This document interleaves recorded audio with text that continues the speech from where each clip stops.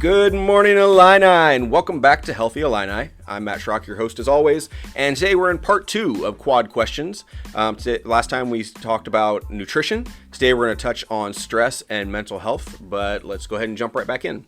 Again, joined by Joanna Ramo and Ryan Lashak. Guys, thanks for being here again. Thanks, Matt. We're excited. Excited for part 2. If you didn't catch the first part, please go back and listen to it, Quad Questions Part 1. But what this is a basic overview. Ryan and Joanna went to the union a few weeks ago and approached students and just asked them what questions do they have, what thoughts they have on being healthy, being well. And based on those responses, we got a bunch on a lot of different topics that we'll touch on in the future as well. But there were 3 main ideas that kept coming back in different questions. The first one was nutrition, which we talked about last week. And then the next ones were stress and mental health. And so we're going to jump into it here. First, we're going to go into stress. And we do have a number of podcasts previously where we've talked about some stress management things. So go check those out. Episodes 8 and 9 specifically were stress management, so you can find those in our library. But for this section, we spoke with Anna Pride Waite. She is the stress management coordinator here in McKinley's Health Education unit, and she was kind enough to give us some professional opinions on some of these questions. How to manage your daily academic and social schedule in general. I would just say, I get stressed with classes, feeling overwhelmed constantly. I have really bad imposter syndrome. I wish I had a better way of coping with the fact that people might be doing more than I am, but that doesn't negate what I'm doing, or it doesn't mean that I am any less of a student. I guess time management. I think with all my classes, it's hard to keep up with all the work and everything. Work-life balance stuff, because it's hard to do it all, work, school, hang out with friends, also make sure you're taking care of yourself physically and all of that jazz. One of the things we're hearing what are some healthy ways to manage stress? Healthy ways to manage stress include relaxation techniques, mindfulness meditation, deep breathing, muscle relaxation, guided imagery. All of these things can help to reduce stress in the moment. And other ways that you can practice reducing stress could be as simple as taking walks, listening to music, talking with friends. And ways to reduce your stress in the long term would be more to practice time management skills, like making important to-do lists, prioritizing your task list, limiting distractions around you, taking big projects and breaking them into smaller, more manageable pieces, or giving yourself breaks in between tasks. And if anyone is interested in learning more about time management or relaxation techniques, stress management peers at McKinley have 2 workshops, Relaxation of the Mind and Body, which would talk a lot about the mindfulness meditation, deep breathing, muscle relaxation, and guided imagery. And we also have It's All About Time. And those can both be requested through the McKinley website. Yeah, bouncing off of that, another question that we heard was, how can you balance your schedule well? And how do you start reevaluating that? It's important to think about how you're using your time, what your goals are for the day or even the week, and what steps you want to take to achieve your goals.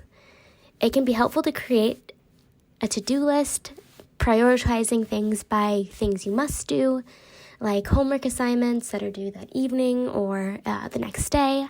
Then looking at the things that you need to get done, like grocery shopping for the week, making sure that your fridge is stocked.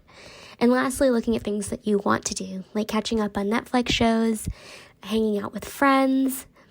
When we break down our list, it can be easier for us to balance our busy schedules, and we can see what time we have and what time we don't have. It's important to schedule yourself downtime and to take care of yourself. Another thing that was a little bit more specific was to academics. When you feel overwhelmed in academics, what are your options? What can you do? There's a number of things you can do to make sure you're taking care of yourself when academics start to feel overwhelming. Exercise or physical activity, getting outside, taking walks can help you to clear your mind and give you a little bit of a break from whatever it is that you're working on at the time. Talking to a trusted friend, a family member, anyone that you feel comfortable speaking with. Those social supports can help with the feeling of being overwhelmed. Accepting things that you cannot control, getting plenty of rest, eating balanced meals, taking breaks to refresh and rejuvenate your mind, getting organized and planning ahead when you can, and recognizing your own limitations and saying no when you need to. And then another question that we heard was, how should I incorporate breaks into my day and when I'm studying? Planning your schedule can help you to make sure that you're taking breaks. So making sure that you're getting up to move around, re-energizing your body, because it can be really difficult to sit in one place for an extended amount of time.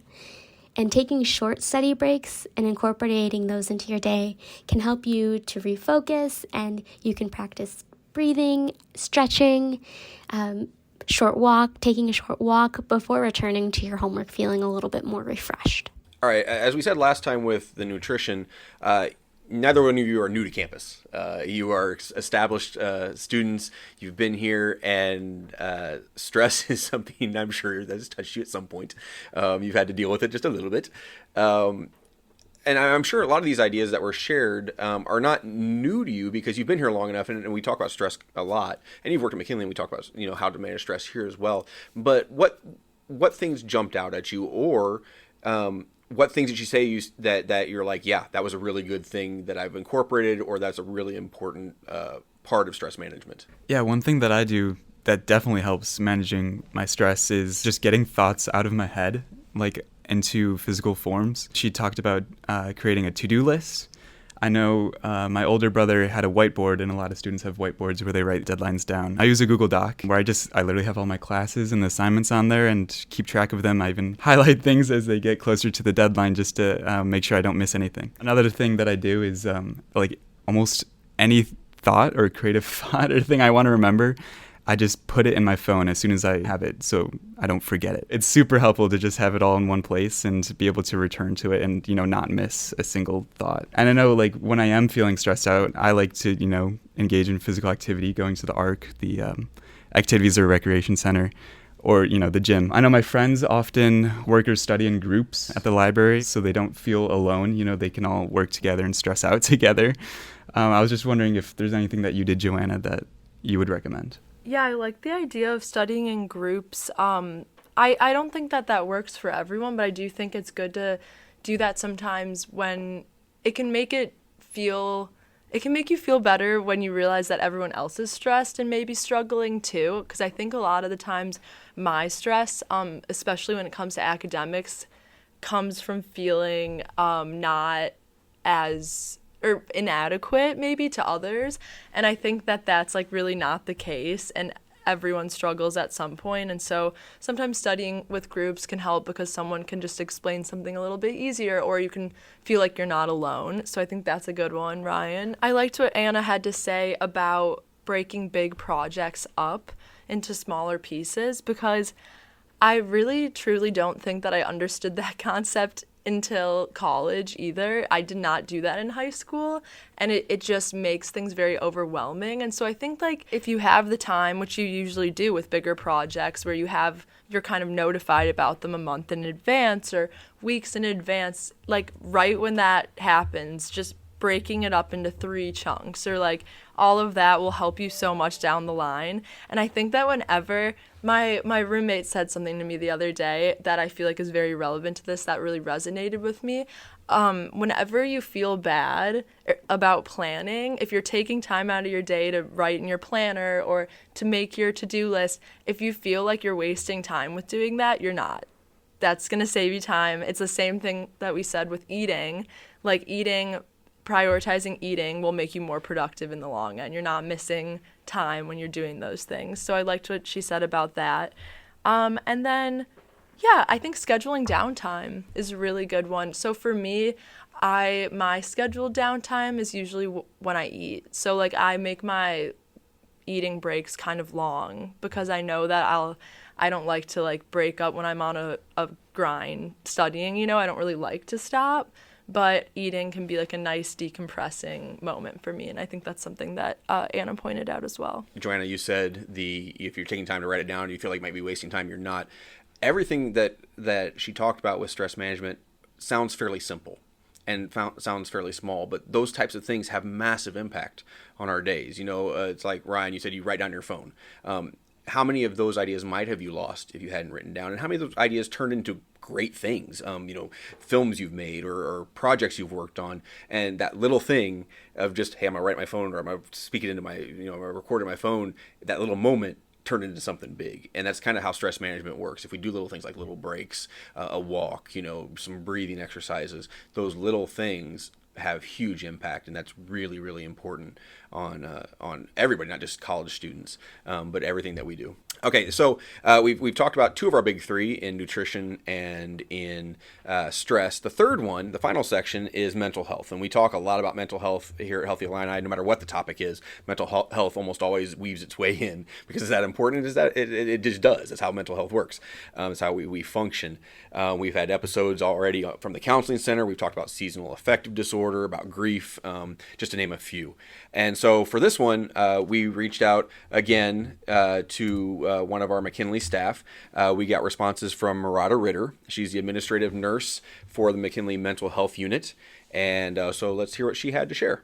Mental health and just like more access on how to like go to counselors and stuff like that. Mental health, how they're feeling, because obviously the pandemic is such a big thing, how it's affected their mental health, stuff like that. Yeah, mental health. So like anxiety, depression, and caused from the pandemic, and like the isolation. Probably just like mental health topics, especially being a student. Like I feel like they like provide resources, but sometimes it's like hard to access them, especially if you're like in a place where you're like not doing super well. I definitely think that just continuous like mental health topics are good to always like dive deeper into. I think that a question that came up a lot was, what are ways to take care of yourself when you're unable to be seen by a mental health provider? There's no replacement for getting professional help when that is the best fit for the person and situation. We recognize access is a challenge and one that is being addressed. I like to remind students of crisis resources as well as importance of self-care when awaiting or between care appointments. In case you didn't know, McKinley Stress Management Educator is available for one-on-one appointments. For some students, this may be a worthwhile connection to pursue and an adequate solution. Students were also asking a lot about time management, how to balance their academics, their work commitments, and, any kind of social engagement that they have in their daily schedules. What are your thoughts on that? I would say plan ahead, prioritize, and set good boundaries. Another question that a student we talked to asked about that I really liked was, how can you help someone who is struggling with mental health concerns? What do you say? What can you share, especially with your friends? Practice active listening, making eye contact and being responsive, removing distractions. Be empathetic and give them space to talk without prying. Offer insight to ease communication, such as comments about the weather or the community. If appropriate, offer support and resources. Mental health is a hot topic on campus, still on all campuses, and rightfully so. There's been a real focus on that, and we've done had a lot of conversations about various aspects of it at Healthy Illini. But one thing I want to really kind of stop and get your feedback on was the question that students posed about how to balance academics, work, social engagements, commitments, things like that. Again, you've both been on campus. You're not new to campus. You've gone through multiple semesters, and so obviously you've had to balance these things. You both work at McKinley, so you have work, you have student, you have social aspects. From your experience, because one of the best resources students has on campus is other students.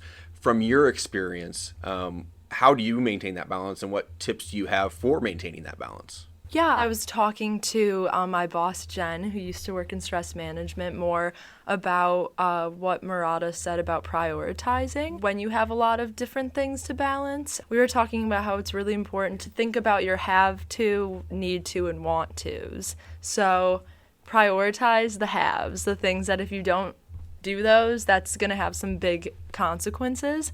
I think that when you prioritize the haves first, that's going to lower your stress in general. And I think that how I relate to that is having ADHD myself. I have a really hard time focusing on things that aren't of special interest to me. So when I have a lot of interest in things, I have no problem focusing on them. I can go for hours on hours of studying, right? But if it's something that I really don't want to do, or I'm anxious about doing it, it's very hard for me to prioritize.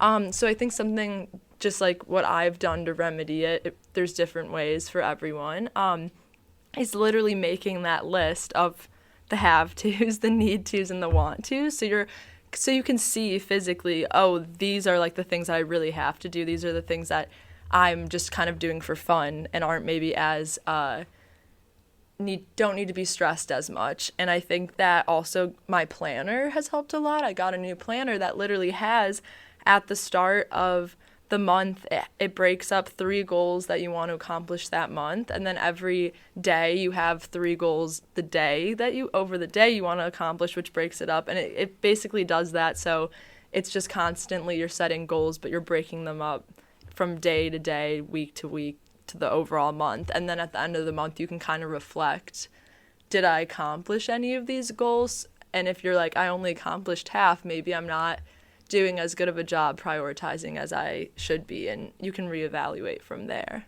No, I really like your point, Joanna. A lot of it for me is remembering things. Like, just a big part of time management for me is just memory. Like, if I get an email from someone that maybe I don't have all the info to reply to them yet, or whatever it is, I still, like, I go back to my notes app, I write that down in my notes, reply to McKinley email or whatever it is, just to remember that there's an email that I need to respond to so it doesn't get lost.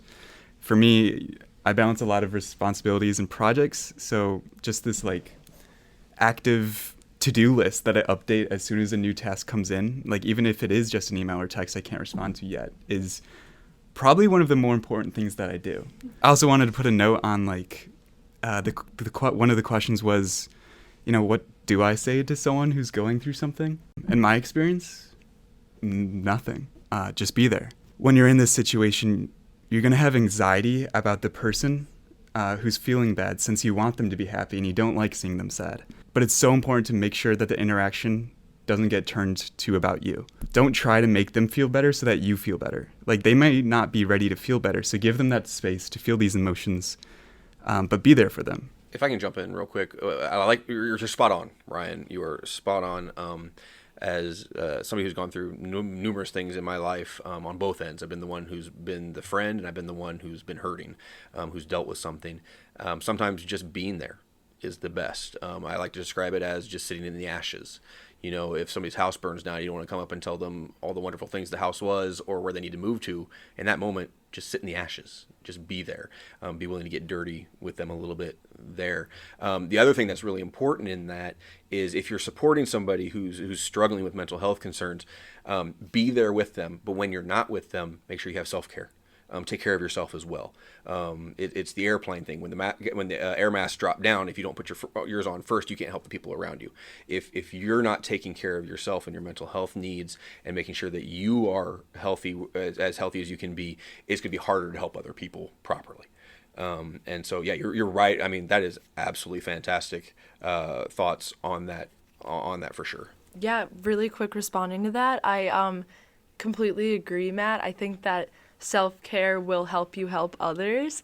That is something that's so important, especially when your friend is really struggling with something really serious. It can feel really heavy, so that's important. And I think my take on kind of what Murata said about practicing active listening and what Ryan touched on is don't try to relate maybe to your friend when they're trying to talk to you about something that's hard for them to talk about. I think that is a way of trying to understand and meet someone halfway, and it comes from a good place. But I think that just simply asking someone, how can I help you? What can I do to help you? Goes a really long way in those situations. One more thing that not necessarily related to that, but just in general that I like that you've both done is, as you've given your thoughts, not once did you say you should. It was for me, and that's important because we're different people, we're different personalities, we're different backgrounds, and our paths look different. We talk about it all the time here at Healthy Illini. Our paths are different. And so, yeah, this works for me, and it might work for you, but for me, this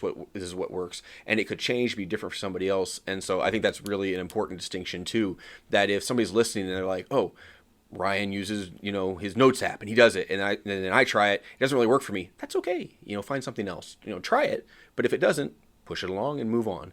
That's a really good, important distinction for all these things, and that it's finding what works for you, setting your routine, setting your goals and guidelines that work for you so you can get that familiarity with it and then use it for the rest of your life. So to kind of close out this quad questions segment, there was a question or an idea that you talked to students about at the end, and so we want to hear a little bit about that. But you went and asked them, what are some things you've done to take care of yourself this week, and also what are some things that make you feel good? So let's hear a little bit what the students had to say about that.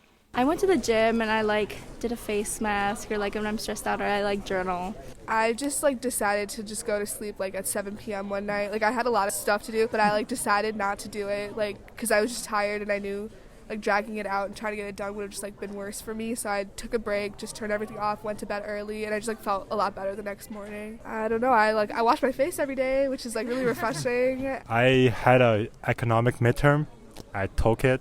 I feel better now. I bought myself a really nice meal after the midterm. Listen to music. Relax and watch movies. Watch a lot of Netflix and Hulu. So just working on myself and make sure I'm around people who I trust and everything. I went on a very long mental health walk when it was nice and warm outside, so very proud of that. Honestly, just kind of playing video games and just, taking a break from midterms. Well, I don't really have many midterms, but taking a break just from the stress of having to do stuff all the time and just sitting down and playing games for a little bit and just taking a pause from reality in that way. It was really nice to end talking to students on a more positive note, to be hey, what are some things that you're already doing this week or in general that make you feel good, that are self-care? Because I think sometimes I get upset about all the things I'm not doing to help myself, but you are doing things to help yourself also, and it's good to recognize those. So some of the ones that stood out to me that we heard from students were doing skincare routines, working out, going on a walk, and then listening to music's a big one, going to concerts, biking, and then I think something that I do that I didn't even really consider as self-care until recently was hanging out with friends. I think I always make time for social time, which for me is a break, and I think that self-care doesn't always have to look like a face mask and a bath, which I think is kind of what I imagine it to be. So finding what feels good for you, and we heard a lot of great things from students. Yeah, I think I fall a little bit more on the introverted side of things, where not so much that's kind of gotten a different image in pop culture, being an introvert, but just the understanding that you gain energy from being by yourself and things you do on your own. So maybe not hanging out with your friends. For you, that might give you energy, but for someone else, it might taking away energy. So some of the things I like to do are sleep. I really like that answer that I heard. But also, whether it's just watching videos on YouTube or watching a good movie or TV show, I can kind of sort of write that off as sort of in line with my work, but also something fun that I like to do. And also, being a creator on social media platforms, I like to take a step away and really disconnect from social media sometimes, because it can be overwhelming, just all of that all at once. So it's important to kind of put time aside away from that and be offline and present. And be in nature. I think that we forget about that. Something that a positive of the pandemic is that we got outside a lot more, and I think everyone kind of hopefully had a moment realizing how nice it is to be in nature, listening to natural sounds, and there's studies that show that can really help with your stress levels. So things like that. I really love that, even just talking to the two of you, and I really enjoyed talking to both of you on no matter the topic, but again, we're seeing that, you're very similar in some ways, but you're very dissimilar in others, and that's just two of you, and we have how many thousands of people on this campus that all have those unique makeup of what makes us us. And so I appreciate that. I appreciate all you did on this, the work you did to get the questions and get the responses. So thank you, Ryan, Joanna. This has been a lot of fun. I hope you've enjoyed it. It was super fun. I hope our listeners can take away something. I really enjoyed this podcast, and hopefully we can get some students' answers again in here sometime soon. Thank you. Thanks, guys. So that was the first quad questions, and it was a lot of fun and really insightful for us and instructive for us here at Healthy Illini. So I really hope that we can do it again and have some more quad questions coming. So if you're listening and you see a Healthy Illini thing, whether it be a banner or somebody walking around with some sort of indication that they're with us, stop them, talk to them. talk to us. We want to engage with you. If you heard this and you want to ask some questions, or you want to follow up on some questions or give feedback, contact us at Healthy Illini, contact us at McKinley. We want to hear from you. We want to engage with you. And thanks for listening, and hopefully we'll be able to do some more of these in the near future. Also, there were a few other topics that we didn't touch on that we look forward to doing in the future, things like imposter syndrome, work-life balance, wellness in general. So this was not the extent of all the questions and responses we got. We're still working through some of those and how we can incorporate them going forward, but we're excited to engage with those ideas that the students presented. But thank you for joining us today. You're on a personal journey no matter where you are in it. You're important, you matter. Your health and wellness are important and matter, and we're here to keep you well to excel. So go have a great week, Illini. Let us know how you're doing, and we'll catch you next time